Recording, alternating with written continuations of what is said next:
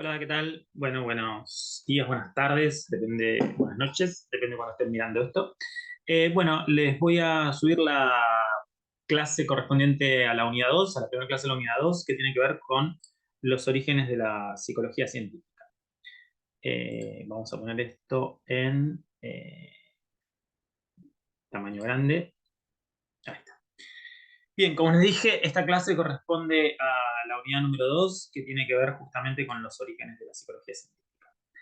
Em, Bien, la bibliografía básicamente nos vamos a basar en el capítulo Los umbrales de la psicología científica de Saiz y Valdeneu, que lo tienen en el cuadernillo. Bien, ¿cuándo inicia la psicología? Si entendemos como grande y ampliamente a la psicología como el estudio del hombre, digamos, la pregunta con el hombre empieza desde que el hombre es hombre. Pero al principio justamente no era abordada de una manera sistemática. El comienzo de la sistematización de la pregunta sobre el hombre tiene que ver con el origen de la filosofía y el estudio del hombre, sobre todo en Grecia, inclusive los presocráticos, los sofistas que se empiezan a preguntar respecto del hombre. ¿No? Justamente Sócrates como el primer humanista, etcétera, contenidos que seguramente habrán visto en filosofía. Lo importante de la aproximación filosófica griega del hombre es que lo pone dentro de la parte de la naturaleza, ¿no? Los griegos distinguen, digamos, los dioses, el mundo de los dioses, el mundo de lo humano, y lo humano es parte entonces de la naturaleza. Por lo tanto, empieza a ser abordado justamente como un objeto más de estudio y de manera justamente sistemática. Podemos decir en lo que respecta al método, justamente toda la etapa previa a la instauración de la psicología científica en el siglo XIX, que lo hace, digamos, el primer laboratorio, se considera el inicio de la psicología científica en 1879, con el primer laboratorio en Leipzig, Alemania, fundado por Wundt. Todo lo anterior hasta ese momento se lo considera como una psicología filosófica, porque era más que nada especulativa y tratando de pensar respecto a la naturaleza y las facultades del hombre, que se trataban de responder a las preguntas de su origen, su función, sus habilidades, etc. Desde un punto de vista del objeto, la clasificación clásica que se hace en la historiografía de la psicología es la de McDougall de 1912, en que va a decir que justamente desde Grecia hasta Descartes, la psicología se encargaba del estudio del alma. Después de Descartes empieza a encargarse de la mente. Esto sigue así hasta el siglo XIX, que con la instauración del método empieza a trabajarse, digamos, la psicología también de la mente, digamos, pero de la conciencia más específicamente, y el siglo XX estuvo dominado por el estudio de la psicología de conducta. Si siguiéramos esta clasificación hasta hoy, diríamos que hoy justamente consideramos a la psicología como un estudio tanto de la mente como de la conducta. ¿Por qué hacemos un poco este repaso filosófico? Porque justamente los problemas que abordaron los primeros psicólogos no surgieron, digamos, de la nada, sino, ni tampoco fueron elegidos arbitrariamente, sino que fueron la herencia de la tradición de pensamiento occidental que teníamos a esta época, que es justamente la filosofía. Entonces, la diferencia que hay entre la psicología, digamos, y la filosofía es esta decisión de tratarlos de manera experimental, ¿sí? A través justamente de métodos similares al resto de las ciencias. Es la aproximación metodológica la que diferencia la psicología como disciplina científica de la psicología como mera especulación filosófica. Obviamente, hay varias situaciones que llevaron a que en el siglo XIX se pueda instaurar la psicología como disciplina científica, pero también hay otras situaciones que impidieron que progrese, digamos, el avance del estudio de la mente de una manera científica. Uno de aquellos es justamente el carácter espiritual y trascendental que se le daba al ser humano. Recordemos que durante la Edad Media no se podía, digamos, por ejemplo, diseccionar los cuerpos humanos para estudiarlos anatómicamente. Luego en el Renacimiento estas prácticas empiezan a ser posibles, pero atribuyéndose, digamos, a través del dualismo, un alma inmanente, eterna, a la cual no se podía acceder. Entonces podíamos acceder al cuerpo, pero no podíamos acceder a la mente del humano, y era como vedado el estudio justamente por lo sacro de lo mismo. Se considera que no se podía estudiar. Este, y esto justamente tiene que ver con las diferencias, creencias sobre el hombre que van marcando también las formas de abordaje. Justamente todas estas creencias que se han ido construyendo a través de las diferentes tradiciones filosóficas, y no solamente filosóficas, sino también prácticas empíricas, societales respecto del hombre, hacen que lo abordemos de diferente manera y que tengamos permitido cierta capacidad de conocimiento. ¿no? En Grecia justamente va a haber una oposición entre el espiritualismo, que sostiene esta naturaleza sobrenatural del hombre en su origen, ¿no? Como Platón, que es el mundo de las ideas, y el mundo, digamos, de lo sensible. En el mundo de las ideas todo es perfecto, en el mundo de lo sensible no. Nosotros nuestra alma proviene del mundo de las ideas, trae esas ideas innatas que olvidamos, ¿no? La alegoría de la caverna, justamente. Versus un naturalismo que va a decir que el hombre está sometido a las leyes de la naturaleza. Y esta es principalmente la aproximación aristotélica. Y aristotélica, digamos, Aristóteles es justamente uno de los filósofos que es recapitulado en el Cinquecento, y en toda la época renacentista es uno de los padres, digamos, uno de los abuelos, uno de los precursores a los cuales se recurre en la nueva, digamos, en la ciencia moderna, ¿no? Como uno de sus, digamos, antecedentes. Justamente la Edad Media gana un poco esta idea platónica de que el hombre es en su naturaleza espiritual, es trascendental y está dominado el discurso por justamente la iglesia, ¿no? La sociedad civil era la que organizaba, digamos, en la Grecia antigua, mientras que la iglesia es la que organiza durante toda la Edad Media. Y a esta etapa la vamos a llamar teocentrista. Entonces el estudio del hombre no solamente que no se podía porque era principalmente trascendental y espiritual, sino que tampoco era de interés porque lo que interesaba era justamente Dios. Con el Renacimiento aparece, justamente se descubren ciertas, bueno, es hermosa esa historia, me imagino que la verán en Historia de la Cultura, pero se redescubren algunos de los textos griegos, por eso se los llama Renacimiento, ¿no? De hecho, por ejemplo, ahí tenemos el nacimiento de Venus, de Botticelli, una pintura renacentista donde se vuelven a los viejos motivos griegos, ¿no? Como todo este teocentrismo en medio se vuelve otra vez a la pregunta respecto de la naturaleza. La filosofía, digamos, es la primera, o sea, es la madre de todas las ciencias justamente porque es la disciplina que se encarga de pensar racionalmente y sistemáticamente respecto a los objetos de la naturaleza, inclusive el hombre, ¿no? En este renacimiento justamente se pasa de una visión colectivista típica de las sociedades medievales al individualismo, se vuelve al naturalismo, al antropocentrismo, se piensa que el hombre tiene las herramientas para investigar, para modificar su entorno, y se empieza a estudiar justamente físicamente el hombre, con esta diferencia que hace Descartes entre la rex extensa y la rex, se me fue el nombre, bueno, pero la sustancia, digamos, material y la sustancia inmaterial, se puede empezar a estudiar la sustancia material y se mantiene de esta manera con un cierto compromiso con la iglesia respecto de podemos desacralizar la parte física del hombre, que es simplemente un animal y una máquina, porque el hombre es particularmente una entidad espiritual. Entonces no importa lo que pase con el cuerpo. Entonces de esta manera se habilita el estudio físico del hombre, pero no el estudio psicológico en un punto, por lo menos de manera conceptual. En el Renacimiento surgen las dos grandes corrientes que van a determinar, digamos, el devenir de la historia de la ciencia, que tiene que ver con el empirismo y el racionalismo, ¿no? El empirismo va a decir que el conocimiento proviene de la experiencia sensible, mientras que el racionalismo va a decir que debemos llegar al conocimiento a través de la inteligencia, a través de la deducción. Van a tener diferentes métodos, el empirismo la inducción, el racionalismo la deducción, ¿no? Pero ambos comparten la idea de que es necesario aplicar sistemáticamente un método para alcanzar a la verdad. Esto justamente es el punto importante, ¿no? Porque es la metodología la que define el tipo de conocimiento, en este caso científico. Entonces la psicología deja de centrarse en el alma y se empieza a ocupar de la mente y su funcionamiento. Principalmente esto se lo debemos a la ciudad de Descartes, justamente que considera a la mente como la herramienta a través de la cual llegar a la verdad, utilizando justamente su método, que es la duda metódica, y el razonamiento y la deducción. Bien. Entonces, en esta etapa, digamos, empieza nuevamente la pregunta específica sobre la mente. Entonces, esta es una de las ramas que va a aportar al desarrollo de la incipiente psicología, que es la rama filosófica. ¿Qué nos aporta la filosofía? Bueno, nos aporta una serie de conceptos o de problemas. La relación del dualismo versus el monismo. El dualismo plantea que existen como dos tipos de sustancias, una sustancia inmaterial, que tiene que ver con la mente, que tiene que ver con las ideas, y otra sustancia material, que tiene que ver con el mundo real, ¿sí? Y vamos a tener a partir de ahí justamente Platón y Descartes son los principales que sostienen este tipo de ideas, Entonces, a partir de ahí vamos a heredar el problema de mente-cuerpo. El monismo va a plantear un determinismo materialista, en el que el ser humano es simplemente orgánico y es material, y la mente no tiene nada particular o nada, digamos, nada que no pueda ser explicado de manera física. Entonces, este problema de la relación mente-cuerpo lo vamos a tener y lo seguimos teniendo hoy en psicología.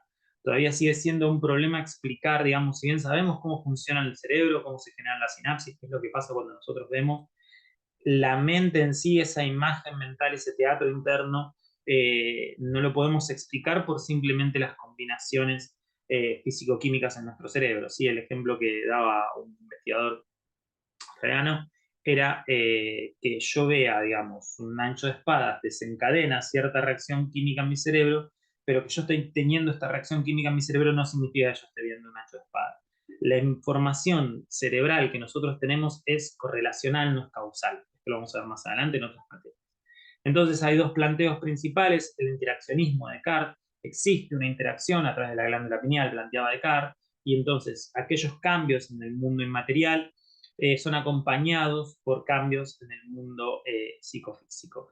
Por otro lado, interactúan, digamos. El paralelismo psicofísico dice que hay una correspondencia entre los cambios físicos y los cambios mentales, pero que no es causa una del otro, ¿no? Y justamente los van a sostener Leibniz, Spencer, Bain y otros filósofos de la época. Acompañados de las ideas empiristas y racionalistas, justamente van a estar aquellos que sostengan la existencia de ideas innatas versus los que creen que todo lo que está en la mente tuvo que haber pasado previamente por los sentidos. Esta es más la visión del empirismo, ¿no? De que no hay nada en la mente que no haya pasado previamente por los sentidos, ¿sí? Ser es ser percibido, que es lo que plantea Locke, Hobbes y toda la escuela empirista. Mientras que Descartes va a asumir que existen ciertas ideas innatas y que justamente con estas ideas innatas, a través de esta cosa de que no puedo dudar que dudo, por lo tanto es claro y distinto que yo existo y esto, digamos, es una experiencia que yo tengo, es un conocimiento que no requiere de la experiencia sensorial para tenerlo. Justamente la psicología del siglo XIX, la primera psicología, fue fundamentalmente empirista, no solamente en sus planteos científicos, sino también en las fundamentaciones teóricas. ¿Sí? Nuestra mente está ausente de conocimiento hasta que interactúa con el mundo exterior, quien nos proporciona el conocimiento. Entonces, los primeros problemas de la psicología tuvieron que ver con el conocimiento, con la percepción, con la sensación. ¿Sí? Bueno, porque justamente fue el empirismo, digamos, y el empirismo, eh, el principal, digamos, la principal escuela que influyó en el origen de la psicología. El empirismo justamente pone en la sensación su piedra fundamental, el átomo elemental, ¿sí? El elemento fundamental de la experiencia es la sensación. ¿Qué es la sensación?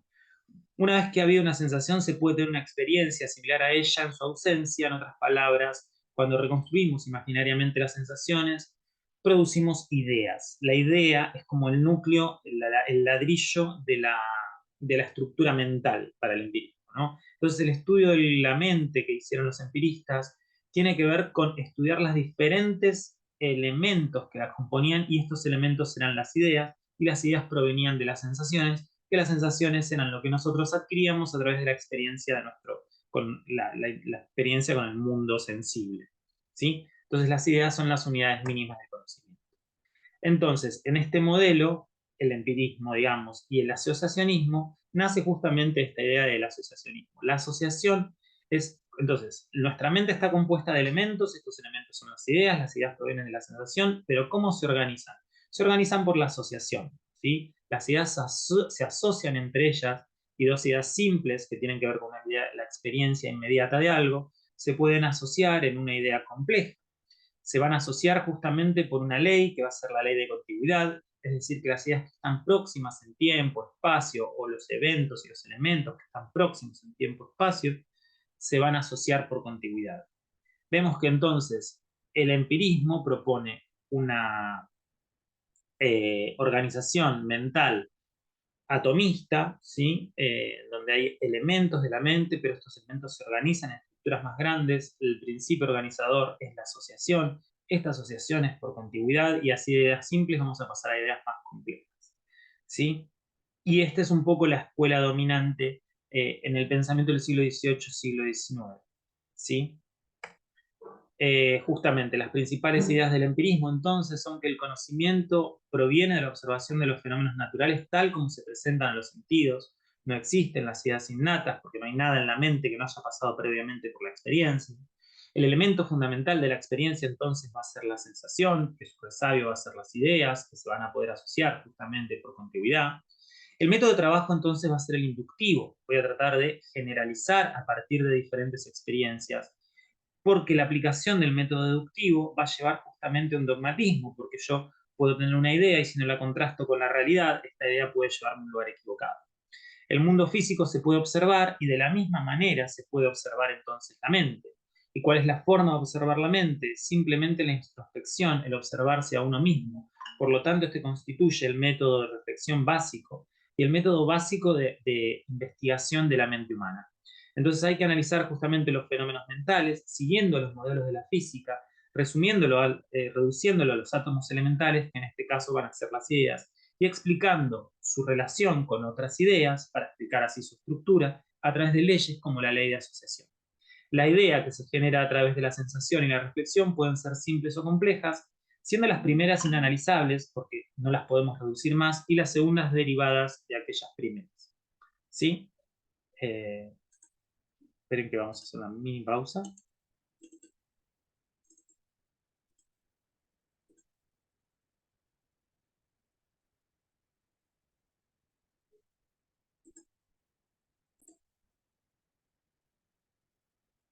Bueno, seguimos entonces, chicos. Eh, bueno, entonces veníamos hablando justamente de las principales ideas del empirismo y decíamos que la psicología en sus orígenes fue justamente empírica. Entonces el asociacionismo, como veníamos diciendo, tiene que ver con esta doctrina que sostiene que el mundo, digamos, lo conocemos a través de la experiencia, que esta experiencia queda reflejada en forma de ideas y que estas ideas se organizan en la conciencia eh, a través de la asociación. Estas ideas, toda esta línea de pensamiento es considerada justamente como la primer escuela psicológica. Si bien, o sea, las escuelas psicológicas son como movimientos donde determinadas teorías tienen validez, determinadas preguntas tienen validez y se comparte la creencia en respecto de determinados conocimientos, como por ejemplo el psicoanálisis, el conductismo, la Gestalt, son las grandes escuelas psicológicas, ¿no? Del siglo XX y siglo XIX. No se puede hablar en este momento como estrictamente como una escuela psicológica, ya que no existía la psicología como una disciplina independiente, sino que era parte de la filosofía, pero fue un sistema sustentado invariablemente por una serie de pensadores a lo largo de todo el siglo XVIII y XIX, y los autores coinciden todos en aceptar justamente al asociacionismo como la teoría básica de explicación de la idea mental. Lo que daba coherencias a las ideas era justamente la asociación, y la tarea entonces de la psicología era estudiar las ideas, las sensaciones y sus relaciones. O sea, qué relación tienen las ideas con las sensaciones y las ideas entre sí, aplicando diferentes principios de asociación. Los ejemplos más destacados, más conocidos son James Mills y John Stuart Mill, ¿no?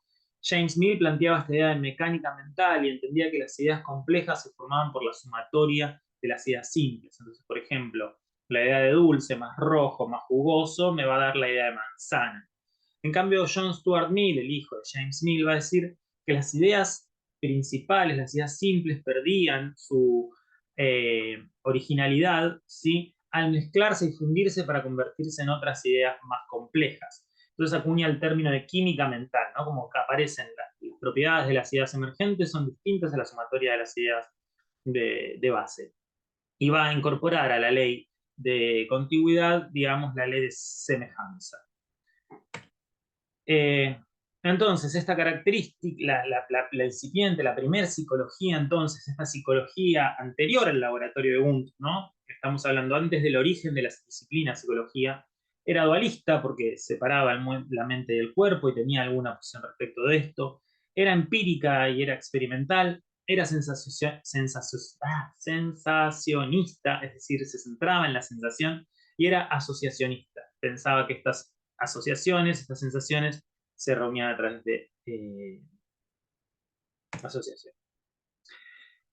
Yo siempre acuño una linda expresión que digo que la psicología es como el hijo monstruoso entre la filosofía y la fisiología. ¿Sí? Es el del matrimonio entre la filosofía por un lado y la fisiología bien experimental por el otro, sale esa cosa híbrida que es la psicología. Entonces, ¿por qué? ¿Cuáles fueron los aportes? Bueno, en esta época, a partir de justamente de cuando empieza a terminar la Edad Media y comienza a comenzar el Renacimiento, y todos estos autores que mencionamos como Descartes, se empieza a estudiar, digamos, la fisiología. La fisiología es el estudio del funcionamiento del cuerpo en su estado natural no patológico. Entonces se empiezan a distinguir, por ejemplo, los nervios motores y los nervios sensoriales, y se establece la ley de conducción nerviosa, se empieza a descubrir la electricidad en esta época también. Entonces, al comienzo del siglo XIX, se clasifican los nervios, pues, justamente Bell y Magendie, por separado, no trabajando juntos, descubren la existencia de vías ascendentes, aferentes, por los nervios sensoriales que los conocemos hoy, que es por donde entran los estímulos, y las vías descendentes o eferentes, que son los nervios motores, y justamente termina esta creencia de que los nervios podían transmitir información indistintamente, ascendente o descendentemente. Esto lleva a la instauración y al estudio del arco reflejo. El arco reflejo es fundamental y fundante en toda la carrera, en toda la disciplina psicológica. Inclusive el conductismo, obviamente, va a utilizar el modelo de arco reflejo, pero el psicoanálisis, el esquema del peine de Freud, cuando ustedes lo vean más adelante, él va a partir del arco reflejo, va a empezar a hablar de cómo se establece justamente la vida anímica. Freud mismo parte de esto. Inclusive los actuales cognitivistas parten y sostenemos el arco reflejo. El arco reflejo sigue siendo la piedra fundamental del pensamiento psicológico. Justamente lo que ellos, al estudiar los impulsos nerviosos, describen en el arco reflejo, dicen que ante un estímulo específico se genera una respuesta y esta respuesta es inconsciente, autónoma e independiente del procesamiento mental y por lo tanto es mecánica y al ser mecánica es plausible de ser abordada de manera empírica, de manera experimental, de manera concreta. Introducen justamente Marshall Hall, que es quien describe y sistematiza todo este conocimiento que se venía dando en la fisiología respecto del arco reflejo, introduce los términos de estímulo y respuesta. ¿Sí? Entonces, el reflejo es una respuesta automática sin intervención del sujeto y de la voluntad del sujeto ante una estimulación de los receptores sensoriales. El esquema es estímulo, respuesta. Los conductistas van a utilizar esto, los psicoanalistas van a utilizar esto, los funcionalistas van a utilizar este esquema, los cognitivistas van a utilizar este esquema. Por lo tanto, vemos que es un esquema fuerte en psicología.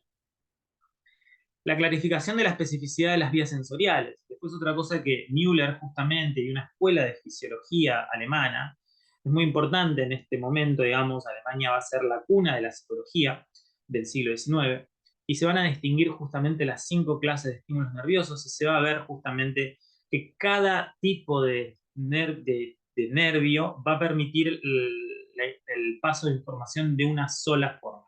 Por ejemplo, si uno se toca el ojo fuertemente, el estímulo va a haber una mancha amarilla, seguramente una luz, porque yo estoy estimulando las células fotosensibles del ojo, pero la única información que pueden mandar esas células es información visual, no pueden mandar información táctil. La presión que yo siento en el ojo la están enviando justamente las células perceptoras del tacto que están en la piel, no en el ojo.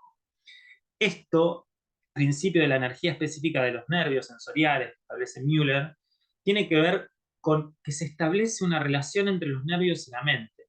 Porque hasta ahora el arco reflejo me mostraba que puede haber conducta y que esa conducta es refleja y no es necesario que intervenga la mente. Pero ahora te estoy diciendo que es el nervio el que produce el contenido mental.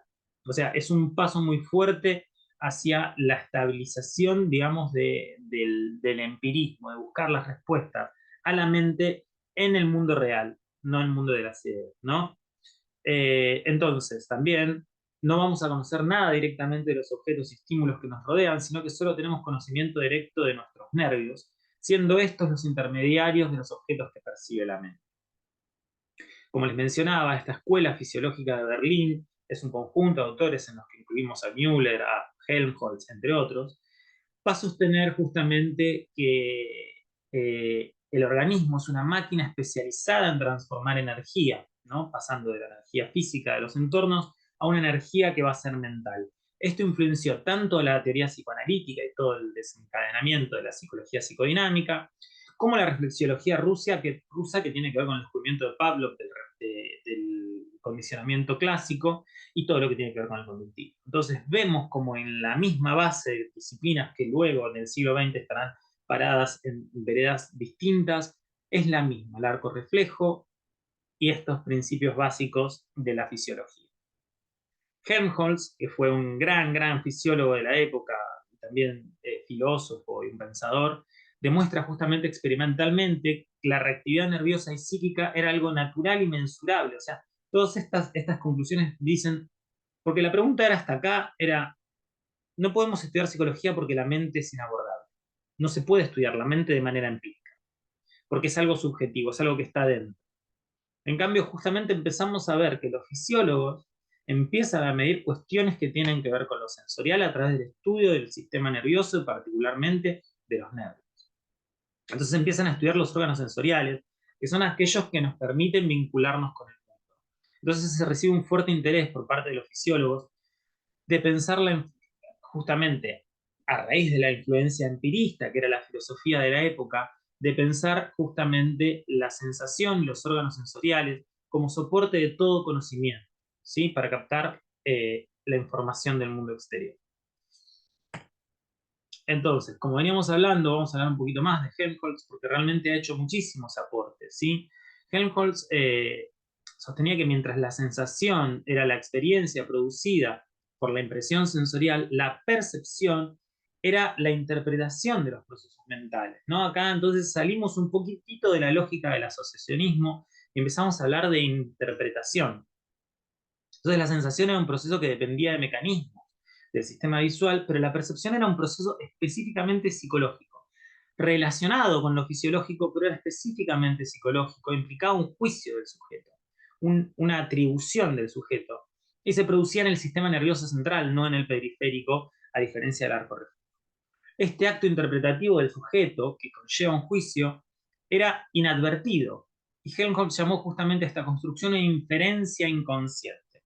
Menciono esto porque esto luego va justamente a, yo siempre digo lo mismo, Freud en realidad, sí, hay muchas ideas que no cita el autor, pero la verdad que las ideas de la psicodinámica, de que la mente tiene como determinadas energías y que entran en conflictos y que hay ideas que son inconscientes, que van a empujar por salir a la luz, son ideas de Leipzig, son ideas de Helmholtz, no son ideas de Freud particularmente. Él simplemente lo mismo que hace Wundt es buscar un método para corroborar esas ideas. Entonces, sintetizando los planteamientos de Helmholtz, diríamos que nuestra percepción de los objetos del mundo exterior incluye no solo simples esquemas de sensaciones. Entonces salimos un poco del asociacionismo, debidas a las estimulaciones del momento, sino que también hay imágenes derivadas de impresiones anteriores. Lo que percibimos en un momento dado sería una mezcla de pasado y de presente. Esto, en el siglo XX aparecen las ecuaciones bayesianas, esto lo estudia mucho la teoría de información, la nueva ciencia cognitiva, sobre todo la ciencia cognitiva relacionada, más pura, dura, más relacionada con la programación, con la inteligencia artificial. Y estas preguntas y estas discusiones siguen siendo, digamos, actuales. Otra de las grandes aportaciones de Helmholtz tiene que ver justamente con haber medido por primera vez la velocidad del impulso nervioso. Eso lo vamos a ver un poquito más adelante.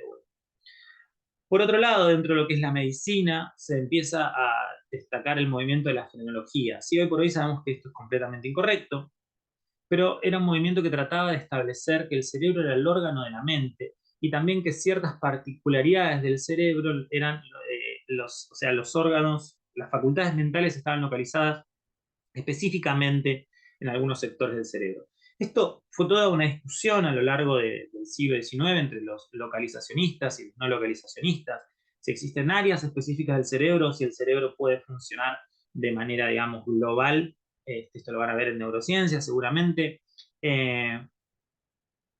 Y en realidad, bueno, esta idea de que hay áreas específicas, como las áreas del lenguaje, las áreas visuales, las cortezas asociativas, etc., hoy por hoy es válido. Lo que pasa es que esta aproximación era sumamente intuitiva, sumamente naif, sumamente ingenua.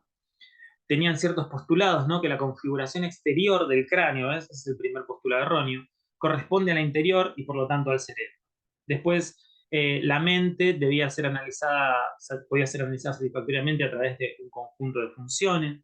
y las facultades o poderes de la mente estaban localizados de forma diferente en el cerebro, y un exceso en cualquier facultad estaría relacionado con un abultamiento, con un agrandamiento de esa zona, mientras que un déficit habría una disminución, un declive de esa zona. Esto es bastante lineal y bastante inocente, y la verdad que esto no es así. Entonces, si bien esto es incorrecto, la creencia en estos postulados derivó en un diagnóstico individual, algo fundamental para lo que va a ser la incipiente psicología, a través de la inspección craneal. La frenología, justamente, tiene interés para la psicología en cuanto sitúa las capacidades humanas ligadas a la estructura cerebral y establece un nexo con las problemáticas psicológicas al preocuparse por el diagnóstico de las experiencias individuales. Si bien, como dijimos, en su base es incorrecto. Si ustedes vieron la película Django desencadenado, hay una parte que va Django, que es el negro que habían liberado, y está Leonardo DiCaprio y muestra un cerebro y dice, ven, acá está la inteligencia y este es el cráneo negro, el negro tiene un déficit acá. Es un ejemplo de lo que es la época. Y la frenología fue muy popular en el siglo XIX, sobre todo en la criminología y sobre todo en Estados Unidos. Bien, vamos a hablar un poco antes entonces. Lo que está pasando es que la fisiología empieza a medir fenómenos que son pura y exclusivamente psíquicos. Entonces, de repente, ¿puede accederse a la mente de manera objetiva? ¿Se puede medir la mente? De repente empezamos a ver que sí, que hay formas de medirlo. Las primeras cosas que se midieron, por ejemplo, fue el tiempo de reacción. El tiempo de reacción es un proceso que se inicia con la influencia de un estímulo sensorial simple, de naturaleza conocida de antemano, y que termina con un movimiento arbitrario, efectuando lo más rápidamente posible después de la percepción del estímulo. Si es, por ejemplo, yo te voy a mostrar una luz y vos tenés que apretar un botón cuando la veas. Lo que vos tardás en realizar ese ejercicio va a ser el tiempo de reacción. El estudio del tiempo de reacción proviene de un problema epistemológico de la astrología. Había un astrólogo que tenía los astrólogos antes de los telescopios y todo lo demás. Esto está explicado en la serie Cosmos también, de la cual vimos un capítulo en la primera clase. Un astrónomo que antes se medía en los cuadrantes para calcular el movimiento de la estrella, en que se anotaba la hora en que pasaba por un cuadrante y la hora en que pasaba por otro, y después se calculaba su velocidad. Un astrónomo vio que su ayudante tenía anotaciones, siempre calculaba mal ese tiempo. Pero entonces lo terminó echando, porque era un perezoso y tardaba en anotar. Otro astrónomo, más adelante, se puso a controlar esto, porque también coincidía con sus observaciones, y lo que vio es que había una diferencia sistemática. Entonces controló las velocidades de muchos astrónomos y se dio cuenta que había diferencias entre todas, pero que esas diferencias eran sistemáticas. Digamos, los que anotaban tiempos más largos siempre anotaban tiempos más largos, los que anotaban tiempos más cortos siempre anotaban tiempos más cortos. Por lo tanto, había una diferencia individual. ¿Por qué? Porque tenían diferentes tiempos de reacción, diferentes velocidades, ¿sí? Entonces, realizó una ecuación, que la vemos aquí abajo en el PowerPoint, ¿sí? La ecuación diferencial, que tiene que ver con las ecuaciones personales, con el fin de ajustar el movimiento de las estrellas considerando la diferencia que hay entre cada observador, ¿sí? El tema es que a través de esta anécdota lo que se muestra es que de repente un problema psicológico empieza a influir en la forma que nosotros tenemos de ver un conocimiento superobjetivo. Entonces el conocimiento respecto de cómo se adquiere el conocimiento objetivo y el rol del individuo ahí comienza a ser relevante y empiezan a medirse justamente estas diferencias individuales, que es siempre uno de los componentes básicos de la psicología. Por otro lado, ¿sí?, se desarrollan entonces métodos específicos para esto, que luego van a permitir el desarrollo de otros conocimientos, como por ejemplo el estudio de la medición del impulso nervioso. ¿Sí? Helmholtz en realidad fue el que descubrió la velocidad de transmisión del impulso nervioso bastante precisamente en seres humanos y utilizó un experimento que es un experimento de tiempos de reacción. ¿Sí? Helmholtz le daba a un sujeto un estímulo en un punto de un miembro y el sujeto tenía que apretar un botón al mismo momento que percibía el estímulo. Y medía el tiempo de reacción, cuando digamos, te tocaba en la punta del pie y cuando te tocaba no sé, más cerca de la rodilla o del tronco. Entonces, restaba la diferencia del que más tardaba menos el que más tardaba, y esa era la velocidad de la transmisión del impulso nervioso. ¿Sí? Entonces, de esta manera, se introduce los experimentos del tiempo de reacción dentro del campo específico de la psicología, ¿no? Y aunque la problemática de investigación de los tiempos de reacción proviene tanto de la astronomía y su ecuación personal, como de Helmholtz y el estudio de la velocidad del impulso nervioso, eh, digamos, esto después nos va a servir para analizar justamente cómo esto influye en el procesamiento de información sensorial. Hoy hablaríamos de procesamiento de información, en ese momento hablábamos de la mente, ¿no? Y justamente Donders es el que empieza a preguntarse, utilizando estos métodos, ¿no? Una vez que está instaurada la discusión de los tiempos de reacción y establecidas sus metodologías para medirlo, comienza a aplicarlo en diferentes áreas relacionadas con la psicología. Entonces los experimentos de Donders planteaban, por ejemplo, se le daba un estímulo, a una persona un estímulo simple y se le pedía una sola respuesta. Ves una luz, apretá un botón, una reacción simple. Después se le daban más de 2 estímulos y se les pedía una respuesta distinta para cada estímulo, una reacción más compleja. O se le daba varios estímulos y debía responder a uno solo, una tarea de inhibición, diríamos hoy, ¿no? Pero también es una respuesta compleja. Y se medían los tiempos de reacción ante las diferentes tareas. Y vio justamente que los tiempos de reacción más rápidos eran justamente ante estímulos simples y reacciones simples. Después, los más complejos requerían más tiempo. Hoy por hoy, desde la lógica del cognitivismo o de las teorías de la información, diríamos que requieren más procesamiento informativo, más procesamiento sensorial, por eso tardan más, ¿sí? El lerdo que tarda en contestar está pensando en algo. Sin embargo, bueno, hoy por hoy seguimos trabajando con este tipo de cuestiones y seguimos midiendo tiempos de reacción. Por ejemplo, los test de inteligencia, nosotros medimos cuánto tarda el sujeto en realizar la tarea. Este tipo de metodología fue también utilizada por Wundt en el primer laboratorio, ¿sí? Y estuvo presente en los primeros psicólogos, y fue una fórmula que ayudaba justamente por su rango cuantitativo, yo puedo cuantificar cuestiones mentales, afianzar el grado de cientificidad de la psicología experimental. Weber, Fechner fueron como los grandes fisiólogos y descubridores y los grandes responsables de que hoy creamos justamente en esta asociación entre lo mental y lo físico, ¿no? Ellos estudiaban la sensación y estaban justamente eh, preocupados en el conocimiento de la anatomía y la fisiología de los órganos sensoriales. Entonces, aprendieron a manipular, ¿sí?, de manera confiable la estimulación exterior, el tipo, la intensidad, para observar sensaciones que producían y los cambios que ocasionaban en el organismo cuando éste recibía los estímulos. Entonces acá estamos aplicando el método de control. Yo controlo el estímulo para medir qué es lo que pasa en el organismo. Entonces estos nuevos planteamientos donde se relacionan los acontecimientos externos con acontecimientos del mundo externo a la experiencia. Yo puedo manipular entonces la experiencia del ser humano, puedo manipular la mente de alguna manera, ¿no? Estamos hablando de cosas muy sencillas como estímulos sencillos y tiempos de reacción. Entonces esto enmarcó lo que va a ser conocido como la psicofísica. La psicofísica es una rama de la psicología experimental que todavía hoy existe. Por ejemplo, en la Universidad de Buenos Aires existe la materia optativa de psicofísica, donde se estudia justamente la relación entre la mente y el sistema nervioso central y los estímulos.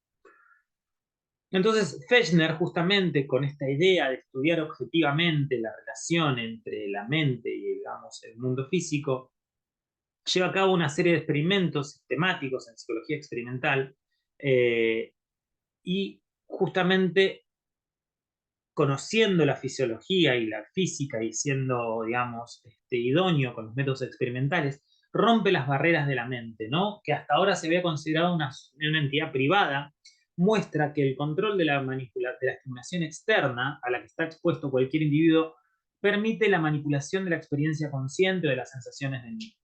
Y este control justamente posibilita el experimento mental. ¿Se puede experimentar con la mente? Antes decíamos que no porque no puede ser observable. Ahora Fechner te viene a decir, mirá, sí, yo la vengo midiendo hace rato.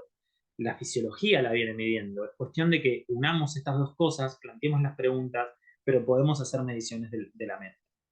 Entonces, Fechner propuso una cuantificación de las sensaciones de manera indirecta, ya que no podemos acceder a la experiencia directa de las personas, pero podemos medir diferentes reacciones ante los estímulos. Estos son los métodos que ya había utilizado Weber, que son las diferencias mínimas significativas, que por favor esto estudienlo bien, yo voy a pasar un poco por arriba porque es importante. Entonces, justamente los experimentos de Weber, de los que se basa Fechner y que después va a terminar en la ley de Weber-Fechner, tiene que ver con experimentar con distintos pesos. Se descubrió que la diferencia mínima perceptible no es una magnitud absoluta, sino relativa, y que está supeditada a los pesos que se utilizaban en comparación. ¿Qué significa? Que nosotros no percibimos de manera lineal. Por ejemplo, si yo tengo un peso de 100 gramos en una mano y pongo 5 gramos más, no voy a notar diferencia. Si pongo 50 gramos más, sí voy a notar diferencia. Ahora, si yo tengo 10 kilos en una mano y pongo 50 gramos, no voy a notar diferencia, porque para que note la diferencia tiene que ser una cuestión relativa. Es esto. Si entro a una habitación oscura, si hay 100 velas prendidas y prendo una luz más, no voy a notar diferencia en la luminosidad. Si tengo una sola vela y prendo otra vela, voy a notar diferencia. Pero en un caso, duplico la luminosidad y en el otro la aumento en un 1%. Es porcentual la diferencia, digamos, necesaria para que yo perciba un cambio en el mundo estimulado. ¿Sí? No es una magnitud absoluta, es relativa. Por lo tanto, el valor aumenta, digamos, en una escala que es la escala que les mostré más adelante. Sí, es una escala que después Fechner dirá que es logarítmica, bla, bla, bla. Ahora lo vamos a ver en ese este que les mostraba acá. Entonces, dio lugar a que más tarde Fechner instituya la psicofísica, que es la disciplina específica para estudiar el tipo de relaciones entre el mundo material, el mundo real, la energía física y el mundo mental. Entonces, Fechner define a la psicofísica como la teoría exacta de las relaciones entre el alma y el cuerpo y de manera general entre el mundo físico y el psíquico. Se puede estudiar justamente las relaciones funcionales y de dependencia recíproca. Ya la mente deja de ser, digamos, este problema del dualismo, ¿no? La mente no deja de ser una cosa que flota por encima sin interactuar con el mundo real, sino que podemos observar cómo se relacionan con la otra.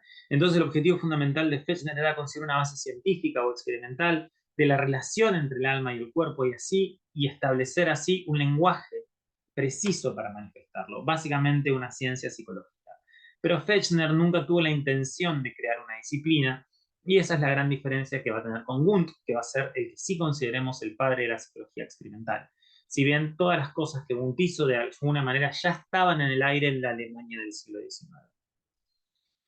Entonces Fechner estableció que las relaciones no se podían medir de manera directa, como habíamos dicho, por ejemplo, ante una sensación auditiva, y no se podía decir en qué proporción difería de la sensación auditiva Z.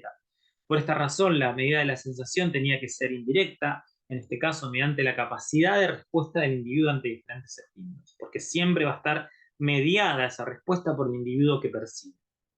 Dicho de otro modo, el umbral sensorial. Hay gente más menos sensible, como más menos veloces, con más menos tiempos de reacción. Entonces, Fechner modifica la ley de Weber, esto de que se necesita un incremento, digamos, proporcional para percibir una diferencia. Incluye justamente el concepto de umbral y va a presentar la ley de Weber-Fechner, que es una de las primeras leyes psicofísicas que tiene que ver que la sensación es equivalente a el logaritmo natural del estímulo, ¿sí? Este, por una constante, que la constante es la diferencia mínima perceptiva de cada una de las personas. Para obtener esta diferencia mínima perceptiva para cada persona, o sea, yo necesito un incremento del 5%, otro por ahí necesita un incremento del 5,5%, otro del 4,3%. ¿Sí? Generalmente se requiere un incremento de un 20%, de un tercio para percibir una, o sea, hay dos velas, se prende una, percibo, hay tres, percibo una más, cuatro percibo, hay cuatro, prendo una, ya no tanto. Utiliza justamente tres métodos psicofísicos que son las diferencias mínimas perceptibles, los casos verdaderos o falsos o los errores promedios de ajuste. Son tres métodos que se le pide al sujeto que responda a diferentes estímulos y se fija en qué momento deja de percibir los estímulos para encontrar justamente este límite, este umbral personal que me va a decir cuál es, digamos, su ecuación para transformar esa energía física en energía psíquica. Bien, por otro lado, esto es como la fisiología que decíamos que es como el estudio un poco más del más médico, digamos, si se quiere. Por otro lado, dentro de lo que es el campo general de la biología, tenemos justamente las ideas de Darwin y las ideas de la evolución que influyeron fuertemente el campo de la psicología. Spencer no era biólogo, era justamente un investigador social. Los elementos básicos de la teoría de la evolución de Darwin, que tiene que ver con esta idea, ¿no? Darwin lo que establece, no establece la idea de la evolución. La idea de la evolución ya estaba instaurada en el pensamiento de su época. Él lo que muestra, es lo que descubre, es el mecanismo a través de lo que esta evolución sucede, que es la selección natural, justamente, ¿no? Iba a decir que los organismos se adaptan al medio para sobrevivir. En realidad, los que más sobreviven, más sobreviven. Bueno, que los seres vivos luchan por su existencia, que los individuos producen, esto es lo más importante. Se producen variaciones o diferencias individuales, y estas diferencias individuales son las que van a ser los ladrillos para los que trabaje la evolución. Entonces, a través de la selección natural, aquellos que se adaptan mejor al medio en el que vive son los que más se multiplican. Darwin, acá, bueno, el libro, yo voy a tener que hacer algunas aclaraciones respecto del libro. Darwin es muy mal entendido. La teoría de la selección natural es muy mal entendida en general. Y, por ejemplo, Darwin no ha hablado de que se adaptan mejor o menor, en mayor medida. Simplemente la teoría de la evolución hay que pensarla en términos poblacionales. Hay una población y esa población cada individuo va a ser diferente. Y cada individuo va a dejar una herencia. Lo que va a intentar cada individuo es reproducirse. Ahora, cuando cambian las situaciones en el medio ecológico, solamente aquellos que pueden sobrevivir a ese cambio en el medio van a ser los que van a dejar descendencia. No es que luchan directamente, sino que simplemente los que tengan mayor acceso a recursos van a tener, digamos, como más posibilidades de dejar descendencia. No, Darwin no lo pensó y la evolución no lo piensa en términos de lucha. De hecho, a veces cooperar es la mejor estrategia para dejar descendencia. Y esto, por ejemplo, lo vemos en los primates que tienen una política ecológica. Pero bueno, entonces, esta idea del darwinismo social es una idea de Spencer, de la lucha al más apto. Darwin no acuñó ese tema. El libro también dice que no lo acuñó. Darwin, vos lees todo el origen de las especies, en ningún momento dice sobrevivencia al más apto. Pero bueno, sí Darwin establece justamente que no hay diferencias fundamentales entre el hombre y los mamíferos superiores respecto de sus facultades mentales, y que la diferencia que existe en todo caso es de grado. ¿Mm? No es una diferencia cuantitativa, no cualitativa. O sea, hay inteligencia en los animales, hay inteligencia en los humanos. Es diferente, digamos, obviamente somos, si se quiere, más inteligentes dentro de nuestro entorno ecológico, ¿no? Lo importante de Darwin es esto, es el entorno ecológico. No quiero confundirlos con esto, pero digamos, para Darwin no hay especies superiores e inferiores. O sea, la evolución no plantea que algo sea superior, es simplemente una forma que ha tenido para adaptarse. O sea, la evolución no tiene un sentido, no va hacia ningún lado. Esa es la gran diferencia con Lamarck, y la gran diferencia con Spencer, y la gran diferencia con el darwinismo del siglo XIX, ¿no? De hecho, después, fíjense, cuando Darwin escribe todavía no se había descubierto la herencia, Mendel no había descubierto justamente la herencia y no se había descubierto el código genético. Después, en la mitad del siglo XX, cuando se incorporan los conocimientos de genética a la teoría de la evolución, aparece una nueva versión de la teoría justamente de la evolución, que es con la que trabajamos hoy por hoy, en la que justamente lo que importante es esto, es que no hay una finalidad, no vamos progresando. O sea, justamente las causas no pueden estar adelante, las causas tienen que estar antes, siempre las causas son anteriores. Y la evolución no va hacia ningún lado. Es básicamente lo que yo les quería decir. A diferencia justamente de otros planteos. Herbert Spencer sí va a ser el que va a hablar de la supervivencia del más apto y va a hablar justamente de un asociacionismo evolucionista. Va a decir que esta doctrina evolucionista, la ley de la frecuencia asociativa, opera filogenéticamente, es decir, que la asociación, cuando se repite con frecuencia, lleva una tendencia hereditaria a generaciones sucesivas y se vuelve de esta manera acumulativa, ¿no? Y fíjense que la vista de Spencer explicaba la herencia de asociaciones adquiridas, lo que iría formando diversos instintos. Entonces, las especies superiores tendrían como otros instintos que tienen que ver con la historia filogenética, la historia de la especie.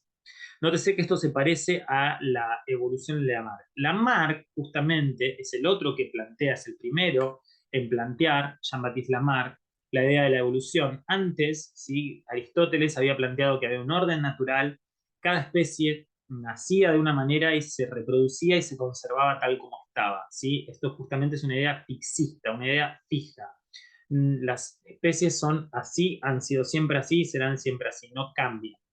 Frente a la idea de que evolucionan y se convierten en otra cosa, que es la idea justamente que propone Darwin y Lamarck. Lamarck lo que decía es que había cambios en el entorno responsables de alteraciones estructurales en los animales y que estos cambios estructurales eran heredados. Es la herencia de los caracteres adquiridos. Esto es lo que se sabe posteriormente de que no es así, no puede ser así. O sea, es como imagínense, mi código genético es el que se reproduce cuando se reproduce, digamos, el individuo. No hay variaciones en el código, la experiencia no genera variaciones en ese código genético, por lo tanto la experiencia no puede ser transmitida. Eh, entonces la explicación de Lamarck es como teleológica, como el cuello de la jirafa crece para alcanzar el árbol más alto. No, la explicación darwinista sería, hay árboles de diferente tamaño, jirafa de diferente tamaño, con cuello de diferente tamaño. Un día se comen todas las hojitas de abajo, las jirafas, y quedan solamente las hojitas de arriba. Solamente van a acceder a aquellas con cuello más largo, por lo tanto, las otras se mueren, no dejan descendencia, las de cuello más largo se reproducen y sus descendientes van a salir con el cuello más largo. Pero no hay una finalidad. No es que yo aprendí a estirando el cuello a llegar cada vez más alto y eso es heredado. Esa justamente es la diferencia entre Lamarck y Darwin. Este, hoy por hoy hay un neolamarquismo porque se ha observado cambios epigenéticos, ¿sí? Con esto parecería ser que la experiencia sí puede modificar el código genético, por lo menos la expresión del código genético. Estos son todos descubrimientos que se van dando a través de justamente de la biología molecular y todos los avances en esas áreas. El ejemplo es este de que los nietos de personas que han sufrido hambrunas muestran ciertas características en común, que esto se estudió sobre todo en las guerras y todo lo demás. Después en modelos experimentales también se muestra, por ejemplo, hace unas cosas como que tienen ratitas que crían hijas y las hijas son deprivadas y después esas ratitas crían otros hijos, pero los crían, digamos, sin deprivación, pero los que fueron deprivadas la generación anterior muestran características comparativamente con otras ratas cuyas generaciones anteriores no fueron deprivadas diferentes. Por lo tanto, parecería ser que la experiencia tiene que ver con la expresión de los genes. Entonces, con este nueva autorizaciones aparece como lo que se conoce como neolamarquismo. Pero bueno, lo importante, fundamental que deja la teoría de la evolución dentro de la disciplina de la psicología es situar al hombre dentro de la teoría evolutiva, ponerlo como un animal más dentro de la fase de la Tierra.